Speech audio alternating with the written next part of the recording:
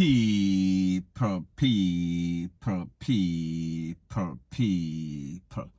Que pasa, suck, say what they do. Now the first thing that is popping in the news is a double standard that exists in Jamaica as it pertains to justice. That means that if you're a politician, if you're a popo, if you are somebody that is significant, we're talking about a top person in a society, more than likely you can get away with any sorts of crime, any sorts of MVRD3R. Now I am speaking specifically about an incident that occurred in 2014, and it involved a top cop.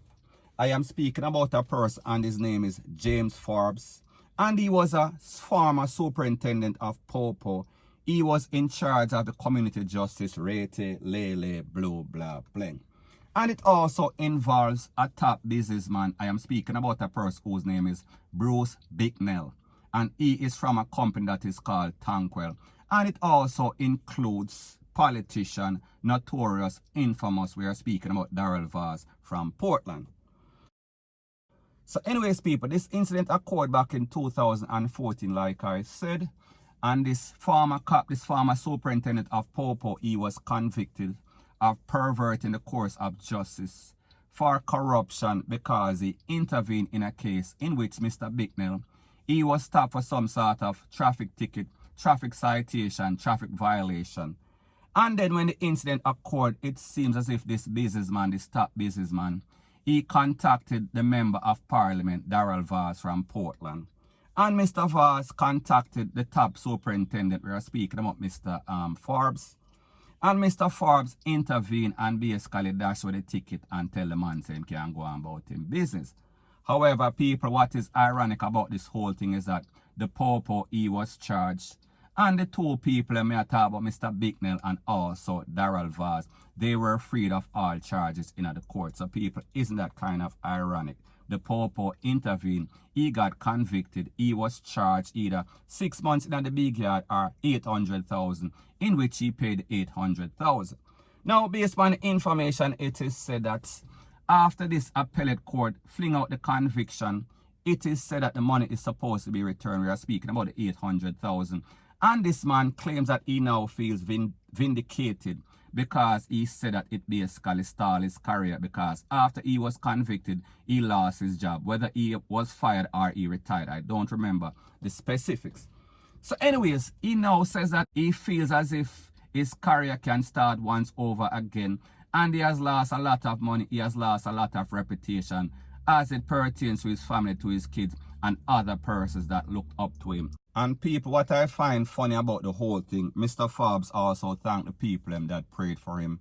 So therefore, he is saying that their prayers was answered. Now, people, this is my views on the whole thing as it pertains to Jamaica. Like I said, if you have money, you can beat anything, including MVRD3R. The justice system in Jamaica, it is unfair, it is unbalanced, it is a double standard. And this is why we see that, well, this is not the reason why there's a lot of crime in Jamaica. However, if people feel as if there's a double standard, their attitude, their state of mind, their mind frame is going to be different because they have no sorts of respect for the rules and laws and regulation because them sister, the big people, the people that we put on a pedestal, the person that are supposed to know better, they are doing even worse. And what is even worse is that whenever their cases go to court, if them even get convicted, it is always some sort of slap on the wrist. It is always going to be overturned in some sort of appeal court, and people, we see that is the case once again. However, if this was some sort of dancehall artist or even just the average Joe on the street, people, we know what would have happened. They would have gotten some sort of time. They would have been arrested.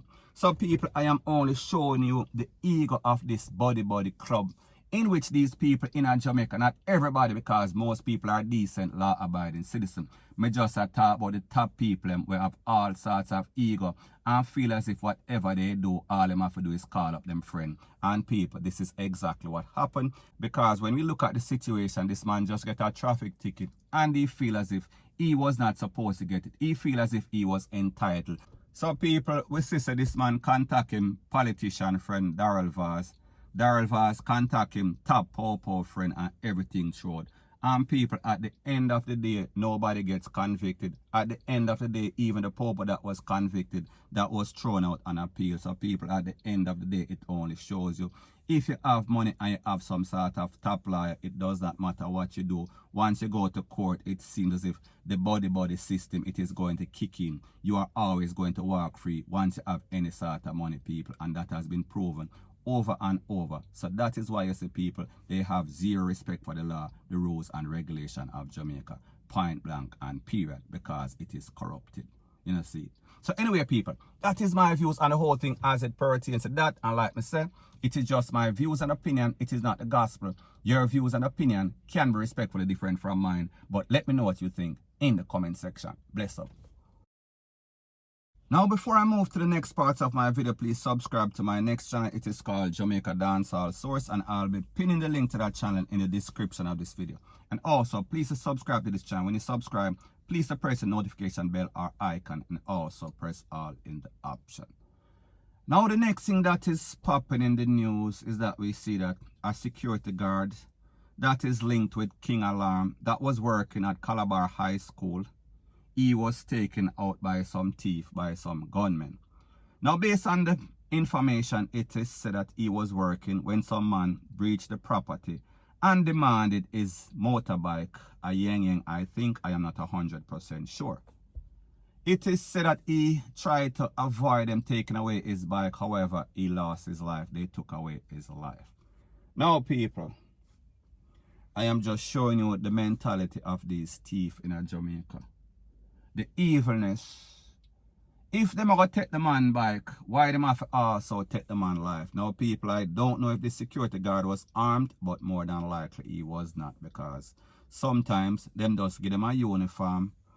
Sometimes them just have some sort of button. Sometimes them have some sort of tool, depending on the premises in which they are guarding. However, 90% of the time, them just have them tool on hand. So therefore, these people, them come with all sorts of tool. So therefore, they know that they have the advantage. So therefore, them know, say, whatever they want, they are going to get. However, people, if them get your bike, them get your property, them get your chain, them get your phone, they don't think that that is sufficient. They feel as if they have to take it to the furthest extent. Them feel like them have to also take your life. So people, based on information that I got, it is said that this man lost his life because he was defending the place, the premises that he worked, and he was also defending his property. However, he lost his life, and people, life goes on. Now, people, it only shows you how Jamaica has plummeted as it pertains to these petty thieves. As it pertains to people feel as if them can take you away for a couple $1,000, a couple $100,000, whatever the worth of the property that they took. However, people, there is no sort of money that can bring back any sort of life.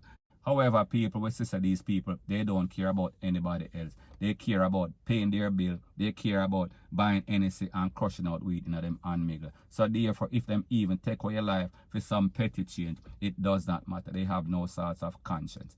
Point blank and period. So anyways, people, that is my views on the whole thing as it pertains to that. And like me say, it is just my views and opinion. It is not the gospel. Your views and opinion can be respectfully different from mine. But let me know what you think in the comment section. Bless up.